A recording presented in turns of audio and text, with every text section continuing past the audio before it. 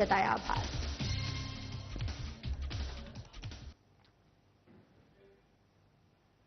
नमस्कार, मैं हूं आपके साथ अंकिता पाल। बुलेटिन की शुरुआत करते हैं।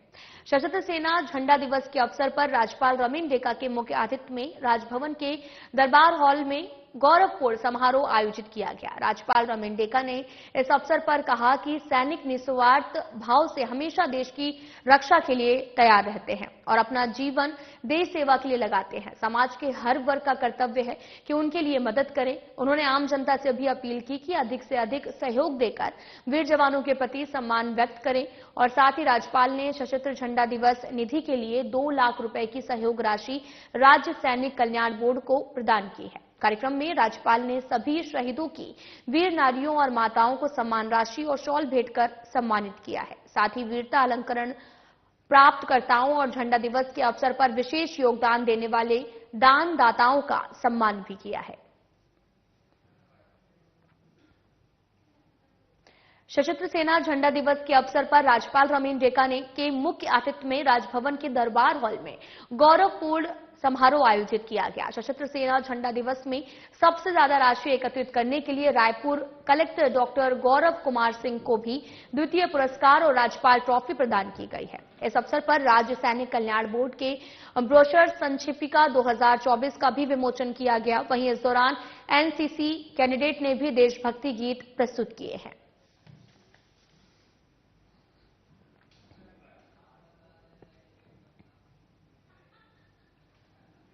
रायपुर एम्स के ऑडिटोरियम में निक्षय निरामय छत्तीसगढ़ कार्यक्रम का आयोजन किया गया है।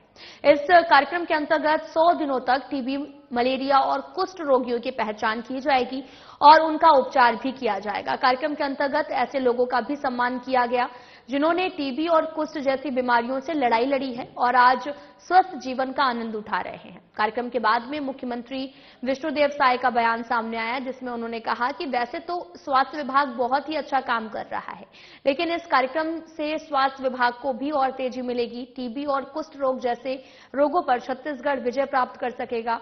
और कार्यक्रम में स्वास्थ्य मंत्री श्याम बिहारी जायसवाल भी मौजूद रहे हैं।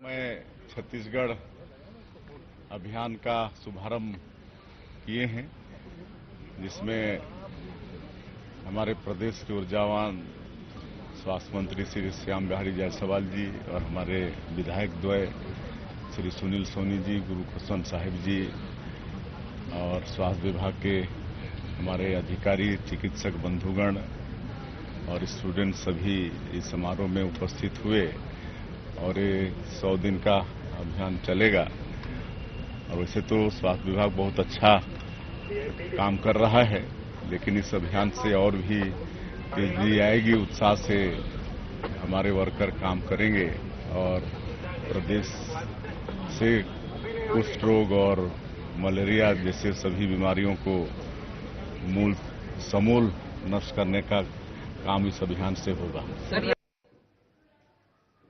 मुख्यमंत्री विष्णुदेव साय ने राजधानी रायपुर के एम्स परिसर में निक्षय निरामय छत्तीसगढ़ 100 दिवसीय जांच और उपचार अभियान के दौरान लोगों में जागरूकता और टीबी जांच के लिए संचालित मोबाइल मेडिकल यूनिट और प्रचार वाहन को हरी झंडी दिखाकर रवाना किया है। इनमें रायपुर, दुर्ग और बिलासपुर संभाग के लिए एक-एक वाहन शामिल है। इस दौरान स्वास्थ्य मंत्री श्याम बिहारी जायसवाल भी उपस्थित रहे।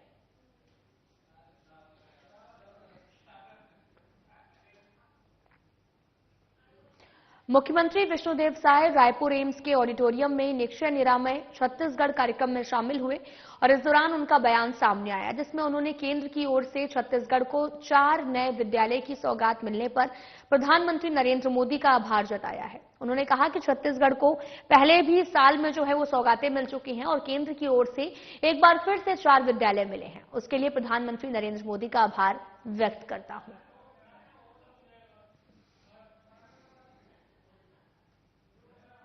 प्रधानमंत्री जी से तो लगातार 1 वर्षों में अनेकों सौगात मिल चुकी है। उनका आशीर्वाद हमारे छत्तीसगढ़ पर बराबर बना हुआ है, चाहे वो रोड कनेक्टिविटी हो, एयर कनेक्टिविटी हो, हर क्षेत्र में उनका आशीर्वाद मिल रहा है। और केंद्रीय विद्यालय मिला है, तो उसके लिए भी छत्तीसगढ़ के 3 करोड़ जनता की तरफ से उनका बहुत बहुत साधुवाद। मुंगेली जिला न्यायालय परिसर में आयोजित जिला अधिवक्ता संघ के शपथ ग्रहण समारोह में उप मुख्यमंत्री अरुण साव शामिल हुए हैं। समारोह में उन्होंने अधिवक्ता संघ के नव निर्वाचित पदाधिकारियों को शपथ दिलाई गई। नए दायित्व के लिए सभी पदाधिकारियों को शुभकामनाएं दी गई हैं। साथ ही जिला न्यायालय में ई लाइब्रेरी की घोषणा की गई है।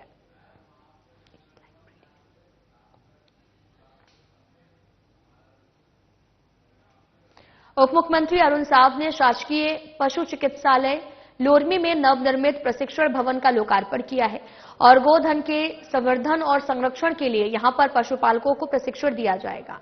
साथ ही लोकार्पण समारोह में भी उप मुख्यमंत्री अरुण साव ने कहा कि गोधन के बीमार होने पर इलाज के लिए पशु चिकित्सालय की आवश्यकता होती है। पशुपालक घर पर भी प्राथमिक इलाज कर सकते हैं और इसके लिए उन्हें प्रशिक्षण की आवश्यकता होती है और ये प्रशिक्षण भवन लगभग 13 लाख रुपए की लागत से बना है और इसके लिए पशुधन विभाग के अधिकारियों को बहुत बहुत शुभकामनाएं। उन्होंने प्रशिक्षण केंद्र परिसर में पेवर ब्लॉक लगाने के लिए 5 लाख रुपए देने की घोषणा की है।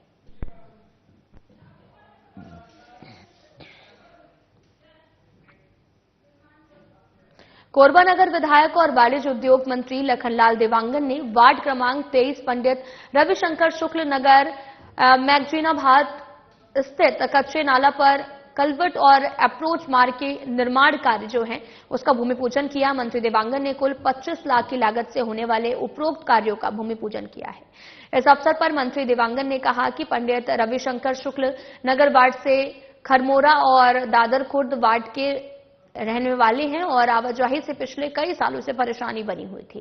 विधानसभा चुनाव में जब क्षेत्र की जनता ने इन परेशानियों से अवगत कराया तब मैंने वादा किया था कि आज इस वादे को निभाते हुए कार्यों का श्री गणेश किया जा रहा है और साथ ही कलवर्ट और अप्रोच रोड बनने के बाद में लोगों को आवागमन में किसी तरह की परेशानी का सामना नहीं करना पड़ेगा।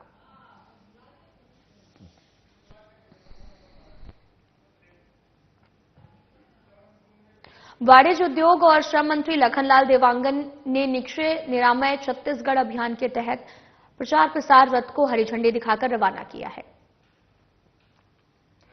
साथ ही स्वास्थ्य विभाग के तत्वाधान में ढोंडीपारा प्राथमिक स्वास्थ्य केंद्र में आयोजित कार्यक्रम में सम्मिलित हुए मंत्री लखनलाल देवांगन ने कहा कि 2025 तक देश को बीमारी से मुक्त करने की तैयारी है। साथ ही उन्होंने कहा कि प्रदेश को टीबी मुक्त बनाने की दिशा में ये 100 दिवसीय निक्षय अभियान एक सकारात्मक पहल है। इस अभियान को सफल बनाने के लिए इसे जन आंदोलन बनाना जरूरी है और समाज के सभी वर्गों के सहयोग से इस अभियान को सफल बनाना है। उन्होंने सभी नागरिकों, जनप्रतिनिधियों और सरकारी और गैर सरकारी संगठनों से अपील की कि वे इस 100 दिवसीय निक्षय अभियान का हिस्सा बनकर टीबी मरीजों की मदद करें और उन्हें बताएं कि अब टीबी लाइलाज बीमारी नहीं, इसका इलाज संभव है।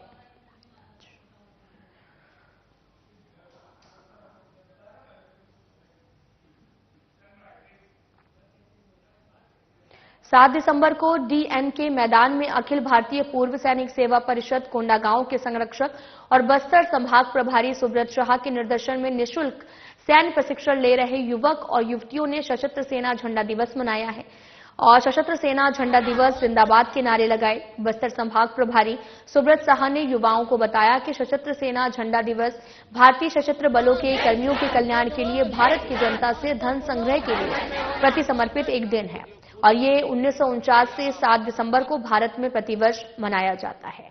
सशस्त्र सेना झंडा दिवस पर जमा हुए धन संग्रह का उपयोग युद्ध के समय हुई जनहानि में सहयोग और सेना में कार्यरत सैनिक, सेवानिवृत्त सैनिक और उनके परिवार के कल्याण के लिए इस्तेमाल किया जाता है।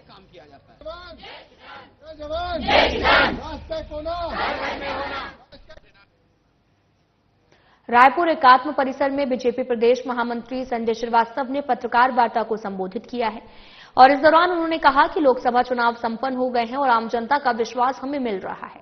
लगातार तीसरी बार हमारी सरकार बनी है और संविधान पर देश का विश्वास है, लेकिन कांग्रेस को इसे हमेशा से नकारती आई है और इसे बदलना चाहती है। उन्होंने कहा कि 6 दिसंबर को हम याद करते हैं जिस दिन बाबरी मस्जिद का ढांचा गिरा था और उसी दिन से हमने संकल्प लिया था कि राम जन्म स्थल पर राम मंदिर बनाएंगे। जब ढांचा गिराया तो मध्य प्रदेश, राजस्थान, दिल्ली और हिमाचल की सरकारों को बर्खास्त कर दिया गया। लोकतंत्र की खुलेआम हत्या की गई। कांग्रेस के लोगों ने संविधान की धज्जियां जो हैं वो उड़ाई थी। लोकसभा के चुनाव संपन्न हुए और लगातार तीसरी बार माननीय मोदी जी के नेतृत्व में आम जनता का जो आशीर्वाद हम सबको प्राप्त हुआ, आम जनता का विश्वास जो सामने आया, उसकी बदौलत भारत के इतिहास में, स्वतंत्र भारत के इतिहास में लगातार तीसरी बार सरकार बनाने, इसके पहले जैसा कि आप सबको जानकारी है कि कांग्रेस की एक बार लगातार 3 बार सरकार बनी थी। उसके बाद दूसरा महत्वपूर्ण समय ऐसा आया कि भारतीय जनता पार्टी ने, एनडीए ने लगातार तीसरी बार सरकार बनाई। ये मैं इसलिए कोट कर रहा, आवश्यकता नहीं थी इसकी, आप सब जानते हैं कि देश की राजनीति में हमेशा ये कहा जाता था कि बीजेपी कभी सरकार बना पाएगी या नहीं। हमने बनाया 2014 में, 19 में और फिर 2024 के अंदर में हमने सरकार बनाई। लगातार 2 चुनाव हारने के बाद और जब लगातार तीसरा चुनाव में भी ऐसी स्थिति आई कि कांग्रेस को लगा कि वो शायद चुनाव हार जाएगी, वो सीटें जो 50-55 आती थी वो सीटें भी आएंगी या नहीं, इसलिए इस देश के अंदर में उस चुनावी राजनीति में कुछ ऐसा भ्रम फैलाया जाए जिससे कि आम जनता उससे भ्रमित हो और उस भ्रम का फायदा उठाकर कांग्रेस या फिर उनका जो घटक दल है इंडी, वो कुछ लाभ अर्जित करे। परिणाम आने के बाद आज तो काफी समय हो गया, मई जून की बात है, आज हम दिसंबर में बैठे हैं। मैं फिर से इसको दोहराना चाहूंगा कि इसका फायदा भी उनको मिला। बीजेपी प्रदेश महामंत्री संजय श्रीवास्तव ने रायपुर एकात्म परिसर में पत्रकार वार्ता को संबोधित करते हुए पूर्व मुख्यमंत्री भूपेश बघेल के बयान पर पलटवार किया है। उन्होंने भूपेश बघेल से सवाल करते हुए कहा कि क्या ये माना जाए कि आप लोगों ने युवा मैदान क्लब के माध्यम से युवाओं को संरक्षण दिया हुआ है। संजय श्रीवास्तव ने कहा कि ये मेरा सवाल है, या तो आप इस बात को माने या फिर इस वक्तव्य के लिए माफी मांगे। साथ ही उन्होंने ये भी कहा कि ये राजीव गांधी का भी अपमान है, उनके नाम से ये योजना लाकर ये सब किया जा रहा था। देखिए, हमारी सरकार का जनादेश मिले 1 साल हो गया और इस 1 साल में बहुत सारा परिवर्तन देखने को मिलता है और बहुत सारी उपलब्धियां देखने को मिलती है। जैसे आपने खेल विभाग के बारे में पूछा, तो खेल विभाग में मैं बताना चाहूंगा कि पूर्ववर्ती सरकार, कांग्रेस सरकार में खेल में एक बड़ा अलंकरण समारोह होता था जिसे बंद कर दिया था। तो उस अलंकरण समारोह को फिर से शुरू करवाए हैं और पिछली गवर्नमेंट के जो बच्चा 4 साल का था उसको हम 4 साल का अलंकरण समारोह आयोजित करके उनको पुरस्कृत किए हैं। और दूसरा बदलाव ये आया है कि छत्तीसगढ़ क्रीड़ा प्रोत्साहन योजना लागू करके छत्तीसगढ़ की प्रतिभाओं को आगे लाने का काम कर रहे हैं। और नंबर 3, इस समय प्रदेश में सबसे बड़ा एक नया आयोजन बस्तर ओलंपिक चल रहा है जिला स्तर पे और अभी संभाग स्तर पे होने वाला है। और इसका समापन के लिए हमारे केंद्रीय मंत्री माननीय अमित शाह जी और खेल युवा कल्याण मंत्री डॉक्टर मनसुख मंडाविया जी के आने की संभावना है। और उत्कृष्ट खिलाड़ियों की सूची हम घोषित करने वाले हैं, उनकी बैठक शीघ्र होने वाली है। ये बड़ा बदलाव खेल विभाग में आया है। और राजस्व विभाग में जियो रेफरेंसिंग के माध्यम से जमीन के जो सीमा संबंधी विवाद है, समांकन है, बटांकन है, इनको दूर करने का प्रयास किए हैं। और दूसरा जो भूमि स्वामियों के जो प्रकरण लंबित होते थे, उस प्रकरण को हम शीघ्र निपटारा करने के लिए उसको हमने लोक सेवा गारंटी अधिनियम के तहत लाए उस दायरे में। और जो अविवादित प्रकरण है उसको 3 महीने के अंदर और विवादित प्रकरण को 6 महीने के अंदर उसको निराकरण करने का प्रावधान है। यदि इस अवधि में यदि कोई अधिकारी उसका निराकरण नहीं करता है तो पीड़ित पक्ष को अधिकार है कि उनके खिलाफ कोर्ट में जा सकता है। और राजस्व विभाग में प्रकरणों के निपटारा के लिए हमने उसमें समस्या निवारण शिविर का भी आयोजन किए हैं। इसके माध्यम से भी बहुत सारे प्रकरण का निपटारा हुआ है। और नंबर 3 की जो सबसे बड़ी समस्या है त्रुटि सुधार की, ये बहुत लाखों की समस्या में, लाखों की संख्या में था। तो त्रुटि सुधार के लिए जैसे बीजेपी गवर्नमेंट में डॉक्टर रमन सिंह के समय में त्रुटि सुधार का अधिकार तहसीलदार को था, उसको कांग्रेस सरकार ने छीन करके एसडीएम को दे दिया। आप सबको पता है कि एक एसडीएम के अंदर में 5-7 तहसील होता है, तो निराकरण करना संभव नहीं होता। इस समस्या को देखते हुए फिर से हमने त्रुटि सुधार के अधिकार को तहसीलदार को दिए हैं और तहसीलदार को देने के बाद इनकी संख्या, माने जो समस्या था त्रुटि सुधार की संख्या बहुत कम हुई है।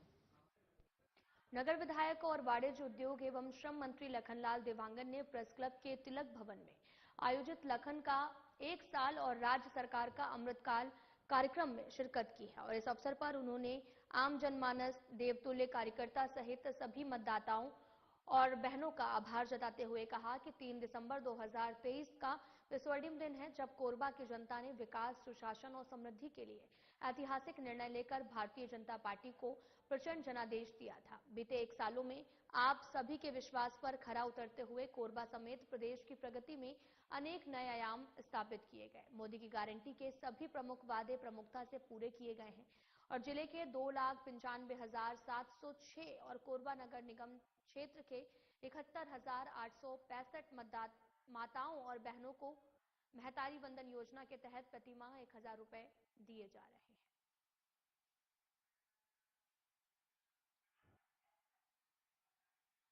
खबर रायपुर से है, जहां पर प्रभारी मंत्री और स्वास्थ्य मंत्री श्याम बिहारी जायसवाल ने जिला चिकित्सालय जीपीएम में 20 बिस्तर का आइसोलेशन सह पीडियाट्रिक वार्ड का लोकार्पण और भारतीय जन औषधि केंद्र का फीता काटकर शुभारंभ किया है। इस अवसर पर उन्होंने राष्ट्रीय स्वास्थ्य मिशन अंतर्गत संविदा भर्ती के 47 कई पदों पर नियुक्ति के आदेश पत्र दिए हैं। उन्होंने सभी लोगों को भारत को टीबी मुक्त बनाने की भी शपथ दिलाई है। संविदा भर्ती के पदों में staff nurse, NRC nursing officer, NHMP senior nursing officer और साइकोलॉजिस्ट, क्लिनिकल, द्वितीय एएनएम और ANM dental assistant, block supervisor समेत कई पद शामिल हैं।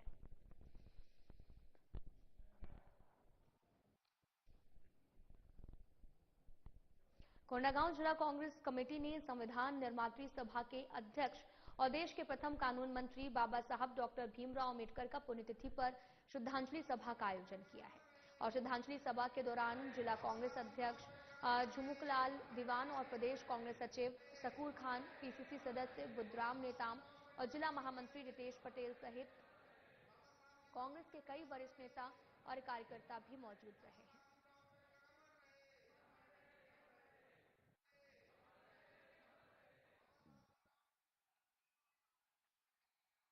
खबर रायपुर से है, जहां पर कलेक्टर डॉक्टर गौरव सिंह के कलेक्ट्रेट परिसर स्थित रेड क्रॉस सभाकक्ष में डीएलसीसी की बैठक की अध्यक्षता की है और बैठक में सभी बैंकों के प्रतिनिधि शामिल हैं और कलेक्टर डॉक्टर सिंह ने भी पीएम स्वनिधि योजना के ऋण प्रकरण की कम संख्या में स्वीकृति देने पर नाराजगी व्यक्त की है और वहीं कलेक्टर ने कहा कि अधिक से अधिक संख्या में शासकीय योजनाओं का लाभ दिलाते हुए बैंक ऋण प्रकरण में दस्तावेजों का परीक्षण गंभीरता के साथ करें और अधिक से अधिक संख्या में स्वीकृति दिलाएं। ऐसे प्रकरण में संवेदनशीलता से विचार करें और स्वीकृति दें। साथ ही कलेक्टर ने कहा कि स्लम बस्तियों और उसके आसपास के क्षेत्रों में सीसीटीवी कैमरे लगाए जाएंगे। इसके लिए बैंकों के सीसीएसपी मत का इस्तेमाल करने में सहयोग किया जाए।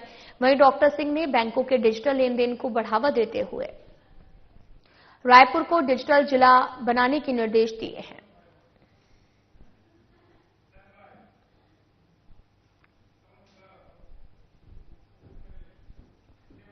रायपुर रेंज साइबर थाना में बड़ी कार्रवाई की गई है और पुलिस ने शेयर ट्रेडिंग के नाम से ठगी करने वाले आरोपी को 24 परगना वेस्ट बंगाल से गिरफ्तार किया है। पुलिस महानिरीक्षक रायपुर रेंज अमरीश मिश्रा की ओर से रेंज साइबर थाना रायपुर को शेयर ट्रेडिंग में मुनाफा के बहाने ठगी करने वालों के खिलाफ साक्ष्य एकत्र कर गिरफ्तार करने के निर्देश दिए हैं, जिसके आधार पर यह कार्रवाई की गई है।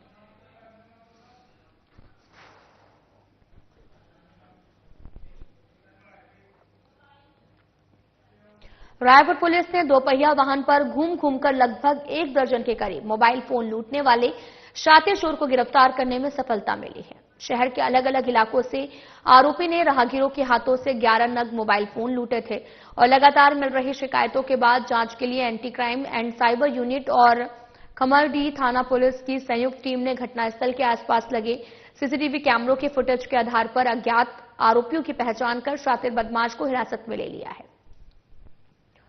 और पूछताछ में आपको बताते चलें कि आरोपियों से कब्जे से जो है वो 3,50,000 रुपए, कुल 11 नग मोबाइल फोन और घटना में प्रयुक्त मोटरसाइकिल को जब्त किया गया है। वाड़ी अंतर्गत एक शहजादा अली उर्फ भिंडी नाम के एक युवक को गिरफ्तार किया गया है। इसके पास से 11 मोबाइल बरामद किए गए थे। इसमें लगातार ये सूचना मिल रही थी कि जो फोन में बात कर राहगीर जो चल रहे हैं उनके झपट्टा मारकर उनके मोबाइल को छीना जा रहा था और इसके कई जगह फुटेज आए थे। इस आधार पर शहजादा अली को गिरफ्तार किया गया है। कानूनी कोंडागांव जिले की 28 राइस मिलें जो कि समर्थन मूल्य पर खरीदे गए धान की कस्टम मिलिंग का कार्य करती हैं और अपनी लंबित समस्याओं को लेकर आंदोलनरत हैं और 5 दिसंबर को भी जिले के राइस मिल संचालकों ने मुख्यमंत्री के नाम पर ज्ञापन सौंपते हुए कई गंभीर मुद्दों की ओर से आकर्षित किया है। मिल संचालकों ने आरोप लगाया कि शासन द्वारा सालों से उनके द्वारा किए गए कार्यों का भुगतान लंबित रखा गया है। इनमें करीब 2018-19 से लेकर 2023-24 तक कस्टम मिलिंग, चावल परिवहन और बारदाना उपयोगिता शुल्क, लोडिंग अनलोडिंग की हमाली और फोर्टिफाइड राइस कर्नल की राशि शामिल है। कोंडागांव जिला राइस मिल एसोसिएशन, जिला सुरेश कटारिया, बसंत परेख समेत सभी मिल संचालकों का कहना है कि बारदाना जमा कर अनुचित कटौती की गई है, जिससे उन्हें वित्तीय नुकसान उठाना पड़ा है और नए कस्टम मिलिंग अनुबंध की शर्तें और दरें अस्पष्ट हैं, जिससे उनका कार्य प्रभावित हो रहा है। को ज्ञापन देने के लिए आए हैं और हमारी 14 बिंदुओं में भुगतान की मांग है जो कि विगत 2018-19 से अप्राप्त है। बहुत सारे मदों के जो भुगतान अप्राप्त हैं और 15वां बिंदु जो है 2024-25 की जो कंडिका है उसके अंतर्गत अनुबंध में जो शर्तें समाहित की गई है वो अस्पष्ट है और उसमें जो भुगतान जो देने का है वो अस्पष्ट है। इसे तो हम ज्ञापन देने आए हैं क्योंकि हम इस तरह के कार्य में हम मिलिंग करने में असमर्थ हैं, इसलिए हम ज्ञापन देने के लिए आए हैं। सरकार के द्वारा जैसे ही हमारी सारी शर्तों को मान लिया जाता है हम तुरंत कार्य करने को तैयार हैं और अनुबंध की शर्तें जो कंडिकाओं में जो अस्पष्ट है उसे स्पष्ट कर दे तो हम तुरंत कार्य को करने को तैयार हैं। और सरकार और मिलर्स का हमेशा समावेश रहा है। जब दोनों पूरक रूप से कार्य करेंगे तो स्वाभाविक सी बात है कि किसी को कोई परेशानी नहीं आएगी। इस वक्त सारा मिलर्स, छत्तीसगढ़ के सारे मिलर्स, हमारे कोंडागांव जिले के सारे मिलर्स आर्थिक समस्याओं से जूझ रहे हैं, इस कारण से कार्य करने में असमर्थ हैं। मुख्यमंत्री विष्णुदेव साय के नेतृत्व में बस्तर संभाग के युवाओं की खेल प्रतिभा को नई पहचान दिलाने के उद्देश्य से बस्तर ओलंपिक का आयोजन किया जा रहा है। इसके माध्यम से न केवल यहां के खेल प्रतिभाओं को अपनी प्रतिभा प्रदर्शन के लिए नया मंच मिल रहा, बल्कि यहां के युवाओं को भी खेल के क्षेत्र में आगे बढ़ने के नए अवसर भी मिले हैं। इसके अंतर्गत जिला स्तरीय प्रतियोगिता का 20 और 24 नवंबर तक भव्य आयोजन किया गया, जिसमें जिले के सभी विकासखंड से लगभग 2000 खिलाड़ियों ने पूरे उत्साह के साथ हिस्सा लिया है। जिला स्तरीय आयोजन में उत्कृष्ट प्रदर्शन करने वाले विजेता खिलाड़ी अब संभाग स्तरीय बस्तर ओलंपिक में अपनी खेल कौशल का प्रदर्शन करेंगे। जिले में खिलाड़ियों में संभाग स्तर पर खेलने के लिए जोश और उत्साह साफ दिखाई दे रहा। इसके लिए खिलाड़ी अपने स्तर पर तैयारियों में जुटे हैं। कोंडागांव जिले के कई खेलों में 368 खिलाड़ी भाग लेंगे।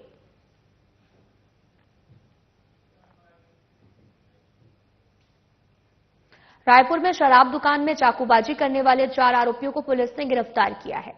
आरोपियों ने पैसों की लूटपाट करने के लिए 3 लोगों पर हमला कर उन्हें जख्मी कर दिया था और इसके बाद में पीड़ितों ने थाने में जाकर शिकायत दर्ज करवाई और इसके बाद में पुलिस ने त्वरित कार्रवाई करते हुए चारों आरोपियों को गिरफ्तार कर लिया। पूरा मामला पंडरी थाना क्षेत्र का है।